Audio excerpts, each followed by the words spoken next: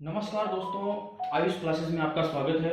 अगर आपको हमारा चैनल अच्छा लगता है, अगर आप हमारे चैनल से पढ़ना चाहते हैं तो आप इसे लाइक करें, सब्सक्राइब करें।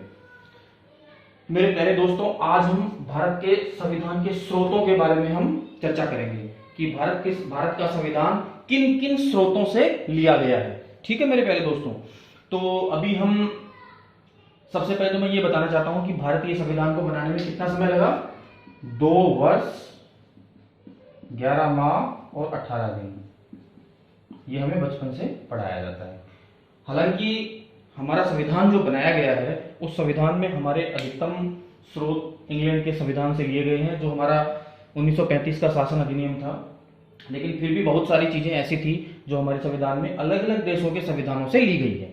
ठीक है, तो सबसे पहले उसमें सबसे बड़ा नाम है इंग्लैंड का, जिसे हम ब्रिटेन भी बोलते हैं। तो इंग्लैंड से हमने क्या लिया, जो आज भारत में जो पार्लियामेंट्री सिस्टम चलता है वो पार्लियामेंट्री सिस्टम हमने इंग्लैंड से लिया गया है। ठीक है, और पार्लियामेंट से जो हम कानून बनाते हैं, विधि बनाते हैं, और उस विधि से जो शासन होता है वो भी हमने इंग्लैंड से प्राप्त किया है। और एकल नागरिकता का प्रावधान भी हमने इंग्लैंड से लिया है, क्योंकि हमारे देश में दोहरी नागरिकता का प्रावधान नहीं है। हमारे देश में हम भारत के ही नागरिक हैं, हम किसी राज्य के नागरिक नहीं हैं, क्योंकि भारत में एकात्मक शासन व्यवस्था है। अगले नंबर पर आते हैं हम अमेरिका पर, जिसे हम यूएसए भी बोलते हैं। दुनिया का सबसे ताकतवर लोकतंत्र यहाँ का माना जाता है, और यहाँ से भी हमने काफी चीजें ग्रहण करी हैं। सबसे पहले शक्तियों का पृथक्करण। हमारे देश में दो चीजें चलती है, एक चलती है अपनी कार्यपालिका और एक चलती है अपनी न्यायपालिका। वैसे तो व्यवस्थापिका भी होती है, कार्यपालिका व्यवस्थापिका का ही भाग होता है। न्यायपालिका हमारे देश में अमेरिका की तरह बिल्कुल स्वतंत्र है, और कार्यपालिका से हम अपना देश का कानून चलाते हैं। लेकिन दोनों को बिल्कुल स्वतंत्र रखा गया है, दोनों अपने अपने क्षेत्र में महत्वपूर्ण काम भी करते हैं, महत्वपूर्ण निर्णय भी देते हैं। ठीक है दोस्तों, उसके बाद मूल अधिकारों पर आते हैं, जो भारत के संविधान की सबसे सबसे बड़ी चीज मैं जिसको बोलता हूं, क्योंकि हमारे देश में जितने भी कोर्ट केसेस वगैरह होते हैं, जितने भी बड़ी बड़ी याचिकाएं लगती हैं, जितने पिटीशन लगते हैं, सब में हमारे देश में मूल अधिकारों का प्रयोग किया जाता है और मूल अधिकारों का हवाला दिया जाता है। ऐसे बहुत सारे केस हैं। तो मूल अधिकारों का प्रावधान हमने अमेरिका से लिया है। न्यायपालिका की स्वतंत्रता, जो शक्तियों के पृथक्करण के समय में आपको बता चुका हूं कि भारत में न्यायपालिका बिल्कुल पूर्ण रूप से स्वतंत्र है।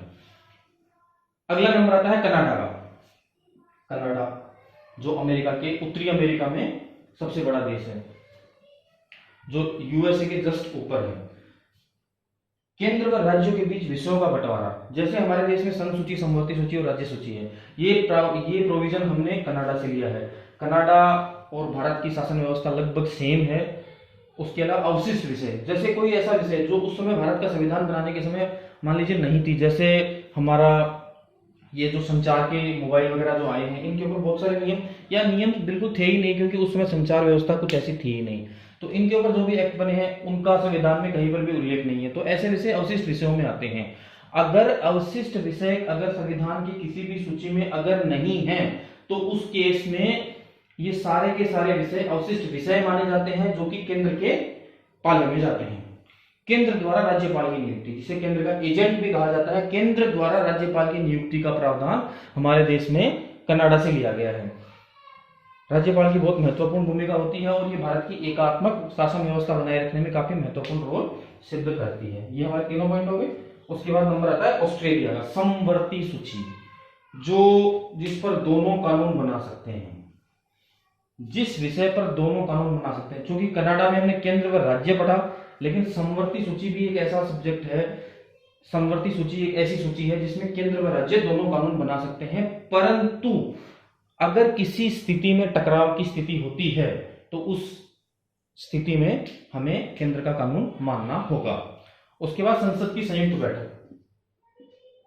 संसद की संयुक्त बैठक, अगर कोई ऐसा विषय आता है जिस पर संसद के दोनों सदनों में अगर विचारधारा नहीं बन पाती है, अगर नहीं मानते हैं, कोई बिल पास नहीं होता है, तो उस केस में हम संसद की संयुक्त बैठक बुलाते हैं। गणतंत्रात्मक व्यवस्था, गणतंत्रात्मक व्यवस्था हमने फ्रांस से ली है। स्वतंत्रता, समानता, बंधुत्व, जो हमारे आर्टिकल 14, 15, 16, 17, 18, 19, 20 जो भी हैं, वो सब हमने फ्रांस से लिए हैं। इनकी अवधारणा हमने फ्रांस से ली। उसके बाद नीति निर्देशक तत्व जो आइडियलिज्म है, आदर्शवाद, हमने नीति निर्देशक तत्व आयरलैंड से लिए हैं कि अगर हमारा देश आगे जाकर सक्षम होता है तो आदर्शवाद की स्थिति में हमें ये नीति निर्देशक तत्व जिनको हम कानून के रूप में लागू कर सकते हैं। उसके बाद हमारा अगला पॉइंट आता है साउथ अफ्रीका।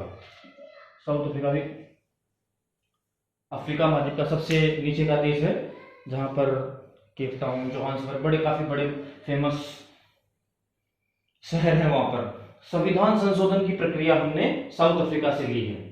जो भी हमारे संविधान में संशोधन की प्रक्रिया होती है, ये विषय हमें, ये सब्जेक्ट हमने कहां से लिया है? संविधान संशोधन हमने साउथ अफ्रीका से लिया है। उसके बाद राज्यसभा में सदस्यों का मनोनयन, राज्यसभा में जो सदस्यों का मनोनयन किया जाता है, साहित्य, कला, खेल आदि के क्षेत्र में जो भी मनोनयन किया जाता है, वो प्रोविजन भी हमने साउथ अफ्रीका से लिया है। उसके बाद मूल कर्तव्य, काफी इंपॉर्टेंट, हमारे मूल अधिकार होने के साथ साथ हमारे कुछ मूल कर्तव्य भी होते हैं जो हमने रूस से लिए हैं।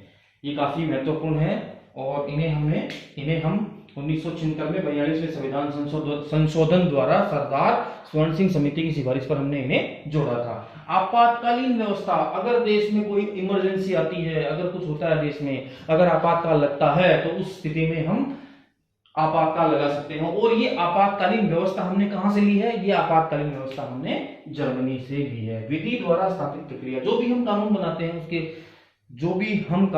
हैं उसके द्वारा जो प्रक्रिया बनाई जाती है उसे हमने विधि द्वारा स्थापित प्रक्रिया, मतलब कानून के द्वारा जो भी हम कार्य करते हैं वो हमने लिया है जापान से।